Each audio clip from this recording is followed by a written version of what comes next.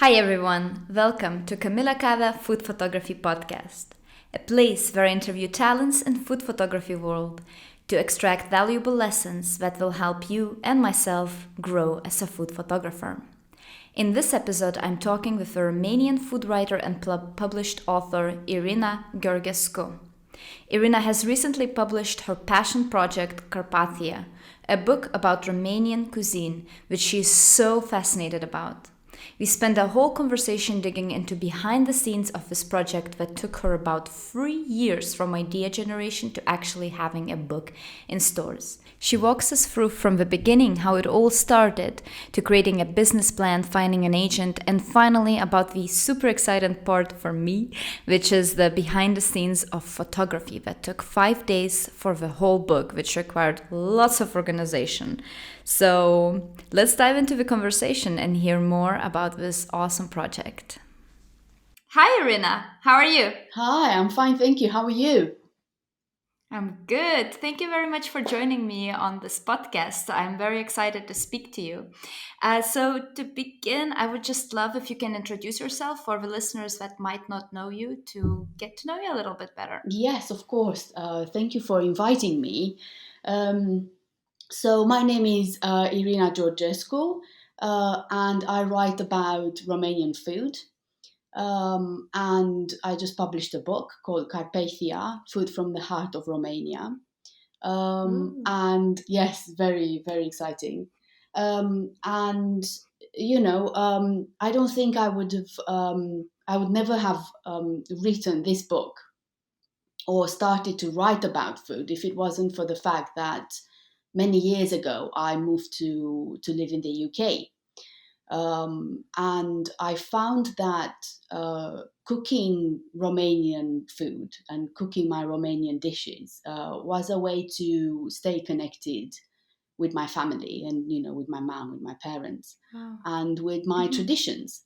So obviously, I started with cooking, especially at Christmas time or Easter time. Easter is very, very traditional, and we have a lot of traditional dishes. So I started Right. first with cooking like that, um, and then I actually realized that it was more than just cooking at Christmas and Easter, and I cooked very often Romanian food.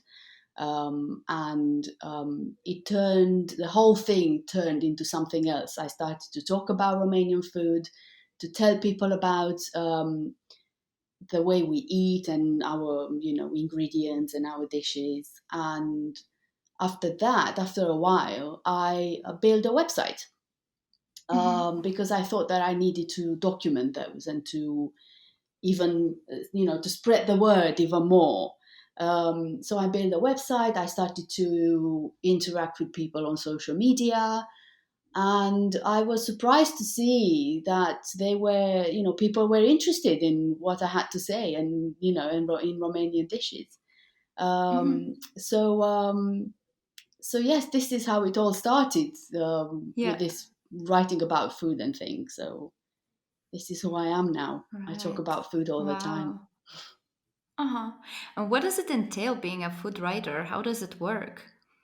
Well, for me, because I have this very rich Romanian culture to write about, in a way, this is an easy thing. This is the easy part, because I have so much to talk about.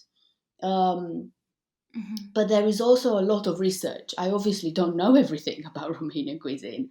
I know my mom's dishes and my family's dishes and the way they cooked, but I don't know everything about Romanian cuisine. So Right. I need to research a lot, and this this takes quite a lot of time because Romania has a very diverse culture. We have Mhm. in the south of the country we have a lot of like Turkish and Greek influences. Um, in the north, when you cross the Carpathian Mountains in Transylvania, we have German influences and Hungarian, Austrian influences. So obviously you start to research the dishes, but Right. also to read more about the history of the place. how people migrated, why, when, because in this way you Mm-hmm. kind of see how food traveled as well, and how you got to have different ingredients in your national cuisine now. So it's all Yeah. quite, fascinating from that point of view. So food writing, yes, it is about writing about different traditions, but it's also a lot of research to be done. Right. And you normally write for your blog, or do you write for anything else, like magazines or books? Well, books, I mean, you just launched your book. Um, well, when I started, I write it. I used to write for my website, and Hmm. then take the links from there from the website and put them on social media. Um, Hmm. but in a way, it also very often on Instagram, when I post a photo of a traditional dish, I don't put the recipe necessarily, because obviously it's very time consuming and all that. But also, in a way, all the ingredients are there in front of you, so you know what to do with them. So even only when it's a very special technique, I probably put something on the website. Um, Hmm. but but at the beginning, I used to write for the website, quite a Hmm. lot about different traditions, but also life in during communist times, because this had an impact. This awful regime had an impact on our cuisine. So and now, well, now in the last like 4 years, or well 3 years, I focused on the book, because it takes that long to actually produce one. Yes. And Wow. so I focused on that, on everything basically that means to publish a book. Hmm. And now I write again. I write for my website, but I also write for like newspapers, magazines. Like you've seen by now, the National Geographic published Yeah, I've a seen. whole article about Romanian cuisine, and I'm so proud of that, Very special, because I think. Yeah. it's a lot for Romanians, I think, and for Romania, and it's very good for the book too. But my idea was to actually talk to as many people as possible about Romanian cuisine, because it's just Yeah, to bring unknown. it up. Yeah, No, yeah, for sure. It's really interesting. So speaking about your book, well, again, congratulations for launching your thank you. book. That's, I think, amazing. And wow, 3 years to put in one Yeah. project. It's very special. So could you tell us a little bit, how did it all started? How did you came up with the idea, or your publisher came up with the idea? How this all started, the book idea?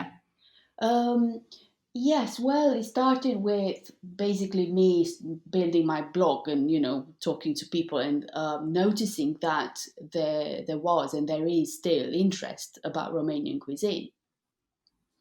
And again, it started with research, like with everything else. I looked at the market, I looked at the cookery books, I looked at what was going on at that time, on the cookery books market, and the trends and everything. And actually, it didn't take that long to realize that it wasn't on the market. There was no Romanian cookery book at the standard of what you expect today to see in a cookery book. And I was really, really surprised. And then I started to look around, like other bloggers and other people, Romanians, who have very good, social media platforms, and they were not writing necessarily about Romanian food. So, I started to think that, maybe there was a reason for that, but I just didn't want to accept it. So I put a proposal together, like a business plan, like what is the book about, and things like Hmm. that. And first of all, the first stage is to find a literary agent, because without an Right, agent, it's not impossible, but it's difficult to find a publisher. An right. agent knows exactly what's on the market and who to approach, who is good for the book or for the project.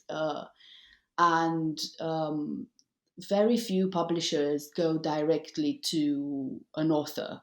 There is always an agent, Interesting. because they know how to deal with this kind of thing, and also you're more protected when you have an agent, in terms of the contract.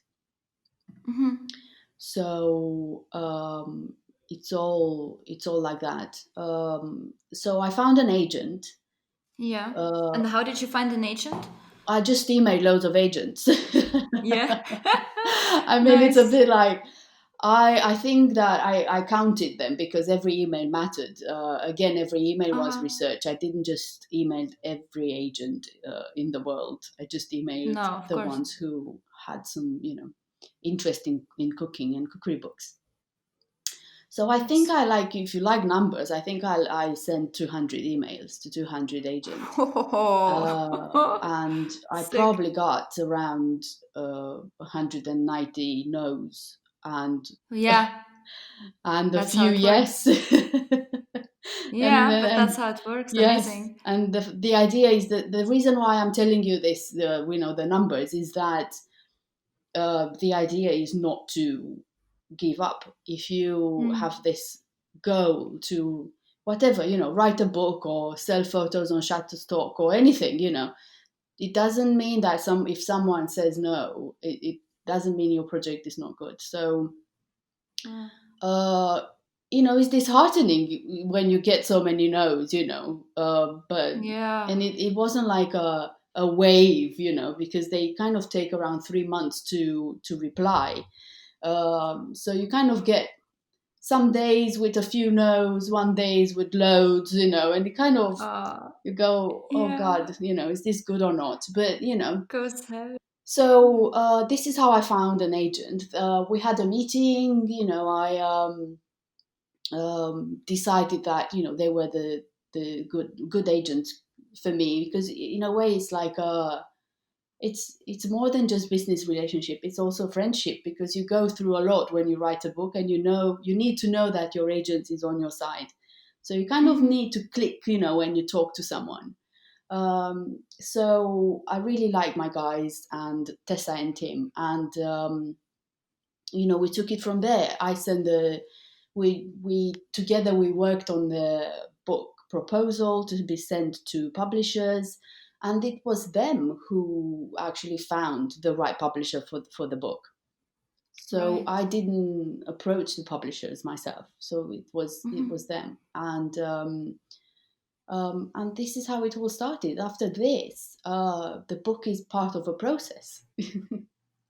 Right. Yeah, so Wow. it's very And how much. does the process look like then? Um, well, ideally starts with you signing the contract. That's a good one, I'm sure. So That's an important one. yes, Yeah. um, and then it's up to the publisher how they approach this. But for me, in my case, it was that we looked at the structure of the book, and we looked at what type of recipes should be in there, and it's a kind of painful process, because you and I loved all my recipes, and I Oh wanted to God, put right. everything in, but you Yeah. can't, because where your contract, let's say, says 90 recipes, and you have Right. 200 recipes. So what do you Oh, do? So yeah. it's Oh kind of, gosh, like, yeah. you negotiate and you explain why you want a certain dish to be in. Another Mhm. thing with Romanian cuisine, if you Google dishes, Romanian dishes, you don't necessarily get very pretty photos. So, and Right. because it's such an unknown cuisine, although the dishes themselves are not necessarily revolutionary, uh, Mhm. but because nobody knows Romanian cuisine, we during the meeting when we negotiated the recipes, people tend to had this, they looked on the internet to see, to know the dish, to see it. And Makes I kind sense. of I was trying to explain that no, no, no, the dish is not going to look like that. It's different. It won't be over style, because I want it to be authentic, but it's not Yeah. necessarily like you see it there. So anyway, you go through this process um, of approving the recipes, Yeah. and then you get a deadline submit the manuscript. So in a few months, Mm-hmm. you have to put the first draft to send it to the publisher.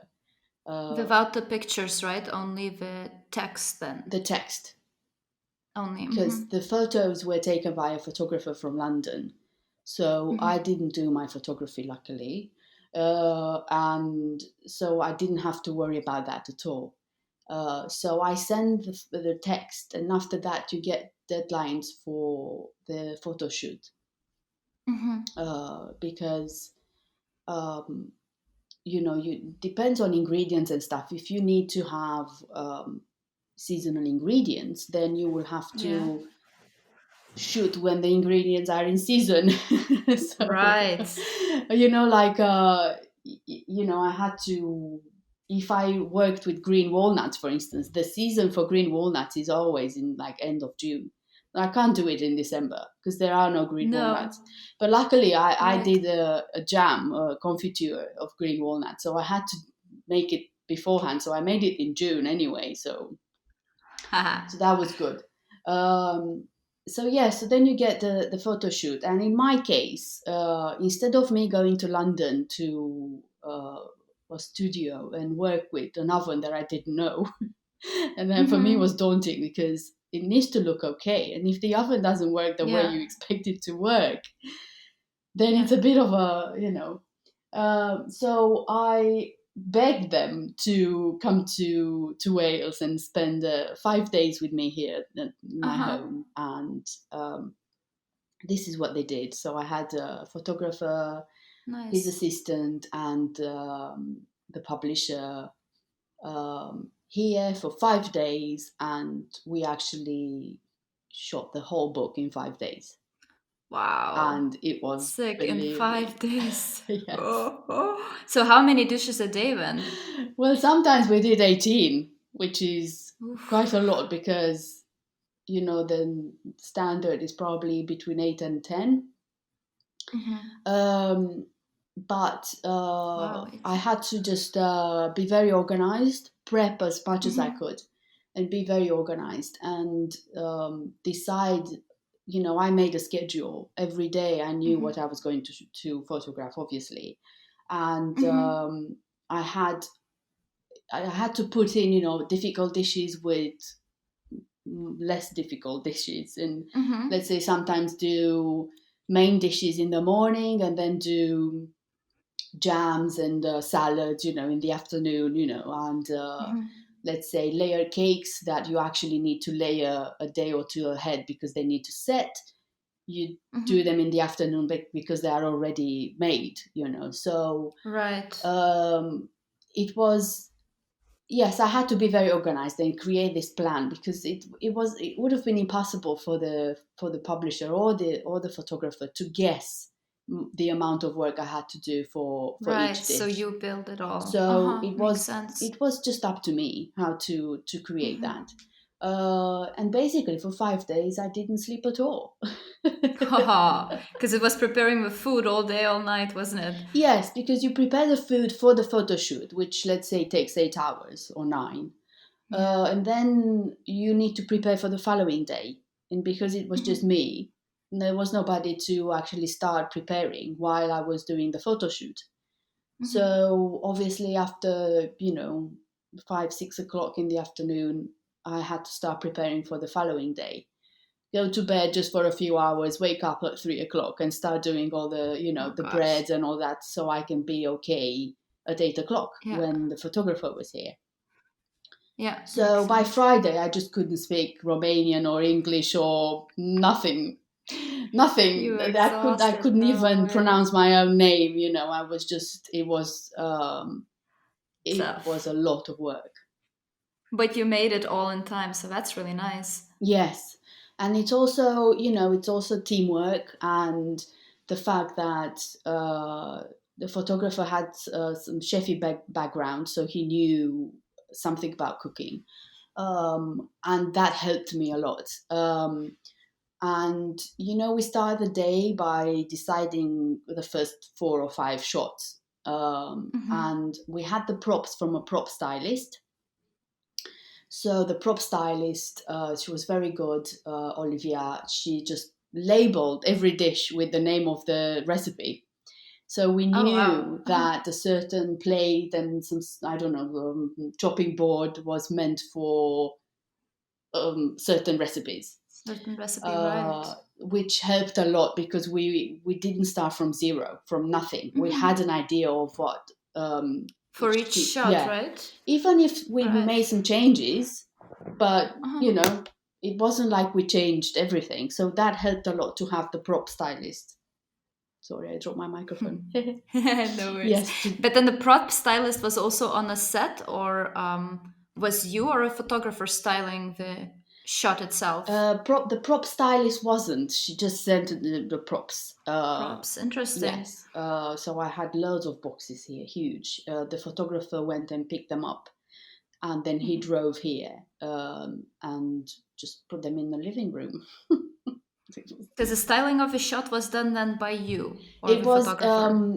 it was split. I was mainly looking at styling the dishes, the food itself, because it was Romanian, and I kind of knew what I wanted, And then when the food was ready, the styling of the shot was done by the photographer and the publisher and the Right. assistant, obviously. So, but I was there in the room as well, so we never had a conflict. I never said, "Guys, I hate this. I don't want it." No, it was, and that was very, very lucky because when you have to shoot 18 dishes a day, sometimes Yeah. it's just so complicated if you hit a dead end like this. Yeah, And it makes wasn't. sense. It worked really well. And we discussed every dish, ahead. So I knew how I had to style it, and I knew the type of bowl or plate or, what we were going to use. Immediately. Yeah. And as you can see, in the book, it's all about the food. We just didn't try to complicate it too much. Um, and the props were beautiful. And Oh, I bet with a prop stylist, that yes, sounds very, very special. I Getting felt, all the new props to play around. I Oh, know, I got so attached. I was like, I can't send this back. I oh like this no, I place can so much. imagine. Oh my god, yeah. Sick. Oh, but So, that's really interesting. yes, But and did they shot the photographers with natural or artificial light? natural light. Everything Wow, was because it's natural a light. whole day long, so many Yes, dishes. It's yes. So we had to be quick. Well, tough. we did the photo shoot. I think it was July. I can't remember. So obviously you have a lot of daylight in July. Ah, it was in summer. Yeah, that's Yeah. better. That's better. Because now thinking right now, like the sun is okay from like 9 till maybe 5:30 ish, and to fit 18 dishes in a day, it sounds so impossible. But in summer is of course a Yes, different we had story. many, many Yeah. hours. And also, being in Wales, where it rains all the time, we had a whole week of rain basically. So we had the same light all the time, Yeah, that's filtered. actually good. Yes. Yeah, yeah, Just a few nice. hours sometimes we had a very kind of, Lucky. like sunshine, but with Jamie had his like filters and stuff, so we managed. But most of the time it was raining and miserable, and it was such a shame in a way. Um, Yeah. but so yes, natural light, all of them, and in a way it's the same light that I have in my own photos on my Instagram, and it's a nice link because I do my photography next to the window, and we shot the book next to the window as well. So this is Right, really to keep it special. similar. Yes, and you can Yeah, probably see makes the sense. same. You can see the same light. Obviously, not the same style, Right. or because we had different cameras, and he's a professional photographer, and I'm not. So, but you can see kind of the same light in my photos, which is really really nice. Yeah, I bet it's important to show your style as well, indeed. Who found the photographer actually? The publisher, they The actually sent publisher. me a few photographers, and I had a look, and I was like, And pick. yeah, I mean any, because they were just amazing. I felt like, who was I to actually say yes, this one or not the other one, or and they Right. chose for me because I just couldn't, you know. I mean, they Okay. were all very good. Oh my God, I can imagine. So Tough yes, decision though, because you spent 5 days together as well, huh? yes, I Yeah. know. I think Nice though. they were And happy to go. yeah. No, but it's really nice. And what do you think, like, after this, after working a whole week with a photographer, what do you think is very important in this relationship of working together on a book with a photographer and with you as a recipe developer? Is there um, some learnings that you got out of it? Or any tips for photographers that will work future in with the future other bloggers or um, food writers? I think that you need to talk to the photographer and just tell them what your plan is with the dish. Just say, my plan is on this plate to just put the food like this, then put some sauce on top and put the spoon like that. Just give them as much information as you can. And with everything, communication is key. But also, it's something that I knew about myself, and I didn't do it during the photography, but I'm a control freak. I don't just. I am. I mean, I want everything. I want to know everything before I start something. Nice. So it's very hard. So when you style and you actually have different people around you, and they have their own expertise as well. It's not just. So I had to uh, let go. I just had to kind of say, this is my plan. And then you take this, you take my dish, how I styled it Yeah. and everything. And then you do whatever you think is right because I can't possibly control this. Um, and it's really tiring as well when you do the cooking and you do the styling to actually interfere and do the rest. And I was Right. very happy to hand over and to say that's your turn now. Hmm. And I trusted them all because I, from the very shot that we did, I understood that we looked at food in the same way. Nice. There was no clash, and I just said, "Yeah, this is duck with sauerkraut. You do whatever you want with You it do your now." thing, yeah. Right. And Nice. of course, I was in the room because my kitchen is next to my dining room, so I was there in and out the kitchen. So, but I never said, I don't like that tea towel or anything like that. And really, Mhm. there are other things to worry about than the color of a tea towel when you have so many dishes to do. So, but it really worked really well, and I'm very very pleased with the photography. Nice. Yes. Very nice to hear. Awesome. And then to summarize the book by itself, like by launching this book, um, what are your learnings and what would you do maybe differently next time you launch another book? Oh God, I Is wish. there anything you change? I wish I'll have another book. um, gee, I would probably with some dishes. I will. For me, learning points are especially related to styling. Obviously, I'm not a stylist, but I know my Romanian food and I know Romanian dishes. Um, and I think that in my next book, I will probably go very traditional just to show people the exact way we eat it at home. Although with this one, it's not a massive difference. But in some dishes, I wanted to show the elements rather than the finished dish. So, Right. so yes, I think styling. I learned a lot, and styling quickly. That is something that yes, that is something, and again, being a control freak, I had to let go to that too, to kind of say, listen, the drizzle, it's fine as it is, it's a drizzle, don't worry about it, you can't change it now.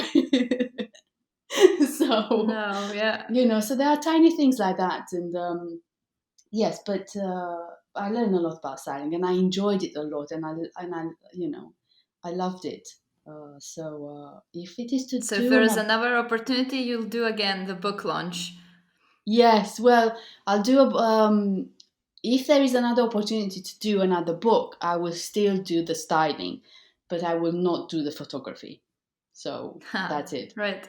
No matter how Yeah. good I am as a photographer, and I will never be as good as a professional photographer, but um, I need another pair of eyes to look at the food. It Right. can't be always, just me and my view. And I think you Interesting. can see in this book that it mattered. The way I Hmm. styled, it came together with the way the photographer looked at the food. So Interesting. yeah, so it needs to be teamwork. Awesome. Well, really, really cool. Now I want to move a little bit on a different topic. Is that what you mentioned? Indeed, you were featured at National Geographic. So how did that happen? It looks like a massive achievement, but in reality, Yeah. yeah, in reality, my massive achievement is the book. Right. But yes, to see the interview, there are 5 pages in National Geographic about Romanian cuisine. First page is me answering some questions, but the rest is about Romanian cuisine, and there are recipes in there. So um, and this happened because the publisher has a very, very good PR office. So, Mhm. and we started like end of October. Or yeah, end of October we started with, we had the press release, we had everything ready to go.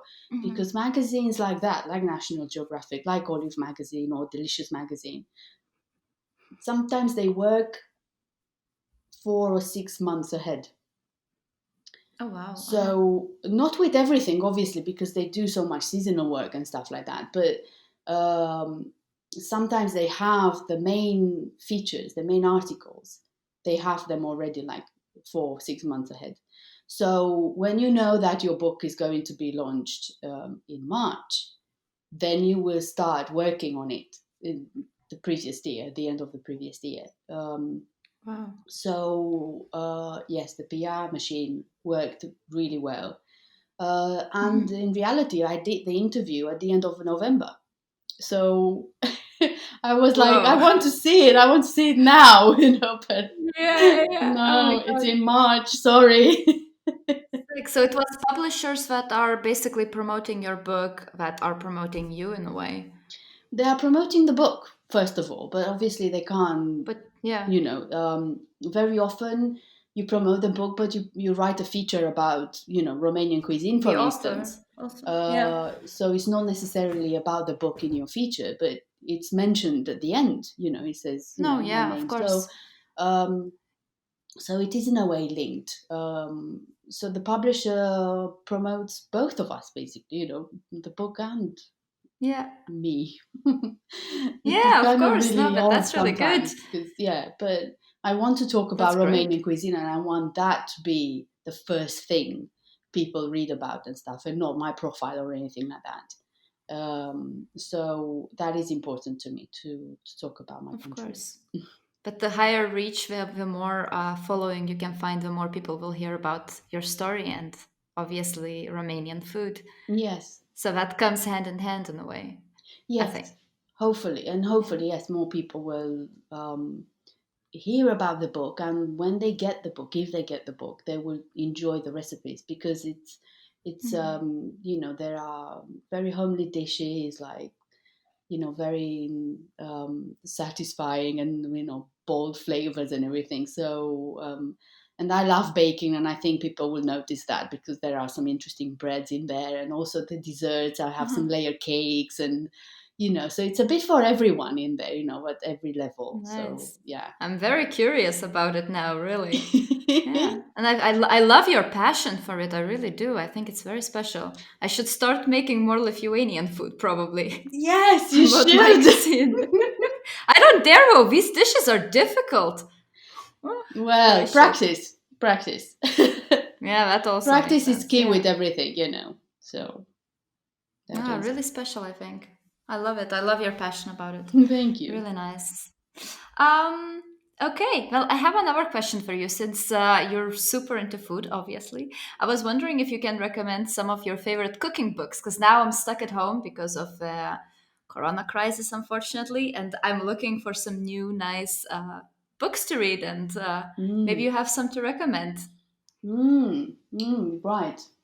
Well, I love all the books I read, basically. Ah, It's very hard to of choose. course. Um, if so, let's say if you're interested in this part of the world, like Eastern Europe, but Central Asia as well, I would probably start with a book called Black Sea by Caroline Eden. It's a travel book, but it's a cookery book as well. But you Hmm. will get to learn about the area, and and it's fascinating, a fascinating story of that region. So Eastern Europe and Central Asia more than Romania. But she talks about Romania as well, Caroline, in her book. So Hmm. that is one book that is good for these times, I guess. Um, Obviously, Olia Hercules with Mamushka and Caucasus as well, and very very nice storytelling in there. I will probably, if you want to bake, yes, then you need to Yeah. bake from Sweet, Helen Go and Ottolenghi. I mean, Sweet is just an amazing book. It's marvelous, and the recipes work. And this is exactly what you want when you Nice. actually bake for the first time something. You need the recipe to be, spot on, and it is. Yeah, to work. Yeah. Yeah. So That's important for me. yes, yeah. I mean, when you start from zero, you really want the recipe to be very, very good. So I Yeah. think if you want to start to bake, just bake from sweet first, um, because then you will get to know the textures and everything else. Nice. Um, and then with again some history of food, and especially UK history of food. If you go on Instagram, you will find Miss Foodwise regular, and she has some very very good books about British puddings and history of the British puddings as well. So So, that is very interesting because you don't necessarily only get the recipe, but you get the whole history behind it, and it's fascinating. And Regula has a new book now in April about baking, and so it's I can't wait. I pre-order it anyway because I want to bake some things. Yes, I know. nice. Um, and again, Eastern European cooking. Maybe if you start just to kind of read a little bit about the Eastern Europe and the style of cooking, I would probably get Elizabeth Luard books, um, because it, they are classics. They are very important in the world of food, and Claudia Nice. Roden's books as well, because especially with her Jewish cuisine, you can identify so many Jewish elements in Eastern European cooking, and this is fascinating for me. So Oh. yeah, you. I think you have plenty there. Yeah, I have quite a list. Nice. Thank And there are you. so Thank many. you I mean, I very much. can't. I'll stop now, but there are so many. Yes. Nice, thank you. And then I wanted to ask if you have some favorite inspiration sources, so Instagrammers or bloggers or vloggers that inspire you to create your beautiful dishes or pictures or anything else, to be honest, in your work. Um, to me, because it's very hard to choose. Everything is inspirational on Instagram, and even if, let's say, a photo is not necessarily the magazine standard, I think that I look at that dish and I look at the text, the caption, and I look at the ingredients, and very often those dishes are very interesting in terms of how the flavors are put together. So I don't necessarily dismiss a dish because the photo is not very good. Mhm. Um, and in terms of my journey, actually, let's put it this way: in terms of my journey from when I started, when I first bought my camera, and I didn't even know how to take it out of the box, it was just like, um, I think that, well, including I work with Lightroom, so how I learned to use Lightroom. And then how I learned about the light and how I learned composition and things. It's Rachel from To Love Studio. Um, she has some amazing online courses. And again, because they were online, they were perfect for me because I live in Wales, as I said. I'm in the middle of nowhere. And it's hard for me to go and attend courses because I'm not in London, I'm not where everything happens. And online courses were amazing. And her courses are, because they're still out there, are very, very good. And what they made me do, especially, they made me practice. You basically take the camera and practice. Even if you buy stuff and you don't bake yourself, you practice and practice, and that makes a huge difference. Yeah. And the fact that there was a Facebook group attached to those courses, that was important as well, because sometimes I put my photo on the Facebook group and I said, what's wrong with it? Basically, because I want to learn, what to Yeah. do next. So that was important. And then again, I look at other people's photos, and very often, sometimes you just get in touch with them and just say, but ask a certain question in particular, not something like very generic, like how do you take beautiful photos? So Yeah. from this point of view, I know you probably know B. Lubash. She's Yeah. B. She's amazing. I mean, her photos are stunning. Yeah. They're Um, gorgeous. and I managed to go to one of her courses, like to attend physically, because again, it's hard to me to Oh, go that's fun. abroad or something, in the UK as well. So when she organized one in Bristol, I just went, okay, from Wales to Bristol, or a few hours drive to go there, and then a few hours drive to come back. That's not a problem. But B was amazing to kind of guide me through this kind of how to take better photos to suit my own style, because I don't necessarily want to be the best food photographer in the world. I just want Yeah. to, for me, I just want to cook Romanian food and actually show it, Yeah. show the best part of it, show it in a nice light. Um, Yeah, makes sense. and for me, that's enough, and B helped a lot. And I think she will have a book soon. I think is in June. And again, books and everything else, like online courses, again, they are really important, Yeah, because you learn definitely. something and then you can go and practice in your own Yeah. time. Yeah, indeed. That's how I also learned, only by watching videos, online courses, Mhm. and practicing every day. Yes. That's how you become better. Yes, Practice. yes, and then from mistakes as well. But it's not the end of the world if you Yeah. make a mistake, because it's important to know what you did so you don't do it again. It's kind No, of yeah, true. That's how it works. Yeah. yes, and you take some very, very, very good photos.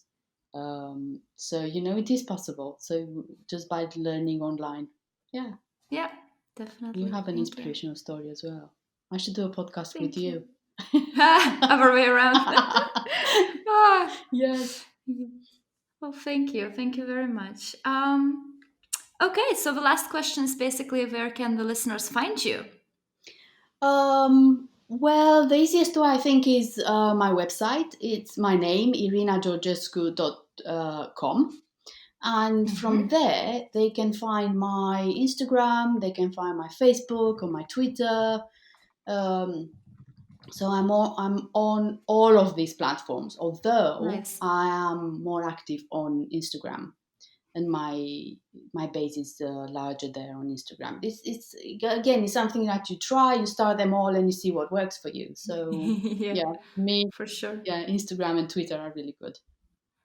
For me, Instagram. Twitter. I'm not on Twitter yet. Oh, Oh, this is something I need to get on. I I don't am on know. TikTok though. I am on TikTok though. I am Although not I'm on still that one. I'm experimenting right now, so we'll see how that goes. I don't think I can cope with anything. That's why I'm not on Pinterest, because it doesn't really work. I have an account, I Oh, put some photos, but Pinterest doesn't work for me. So that's very yeah. interesting. So, but hey, I think 3 platforms are quite enough. Yeah, I know. It's already a lot to manage, to be honest. Okay, well, Irina, thank you very much. It was so nice to speak to you. Thank you. Thank you for Well, joining thank me. you for your time and thank you for the invitation. It was a pleasure.